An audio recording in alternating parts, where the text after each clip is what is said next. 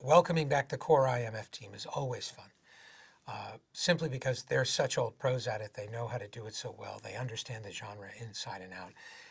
Editor Eddie Hamilton and I are constantly referring to Simon Pegg as the genre machine. He understands spy movies so well. He understands comedy and drama and pathos and tragedy and triumph all so well that he's a little bit of our secret weapon. Ving Rhames is the anchor man. You know, he's always been the ballast for the team, and he always brings a certain level of gravitas, and he does so in this movie like never before. Working with Tom, there is no ego. There's no pride of authorship. It's not about anyone's vision. It's all about instinct. It's all about emotion. It's all about serving the audience in whatever way we can and listening to them.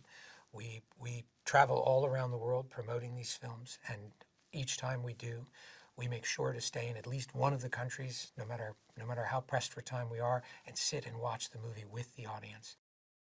We always say it's not my film, it's not his film, it's everyone's film. We say this when we have supporting artists come and work in the background. We tell them, this is your movie, and you are all part of this, and it wouldn't exist without you. And we very much mean that. We very much mean that it belongs to everyone. It's always about story and character, no matter what. But we always start with some sort of action sequence or some sort of location, a concept for places we want to go, things we want to try as filmmakers, knowing full well that spectacle only matters for a moment. If you're not invested in the characters, if you're not invested in the story, you won't be invested in that sequence. And we know when we're watching it, no matter how much work we put into it, if we're not feeling it, you're not feeling it.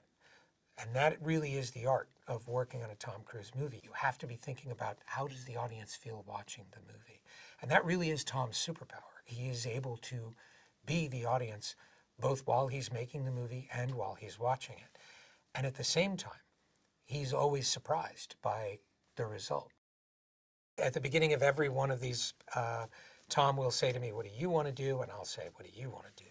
Tom said, I want to do a wing walking sequence. That's really what I want to do. He said, what do you want to do? I said, I want to do a submarine sequence. I had already planted the seeds for that in Dead Reckoning. And during both of those sequences, each of us turned to the other at one point and said, remember, this was your idea. You wanted this. You wanted this to happen. Because they turned out to be, without question, the most challenging sequences we had ever done. Mission Impossible is all about locations. And the philosophy of Mission Impossible is to transport an audience to a place they've never been, a place they may never be able to go.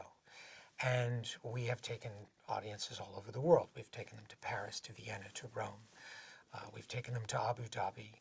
And we wanted to take the audience someplace that not only they've never been, but a place that's extremely hard to get to and may not always be there. And that, of course, took us to the Arctic. And I really was concerned how punishing and how difficult the environment would be. And I was completely surprised to find it was one of the most beautiful places I've ever shot.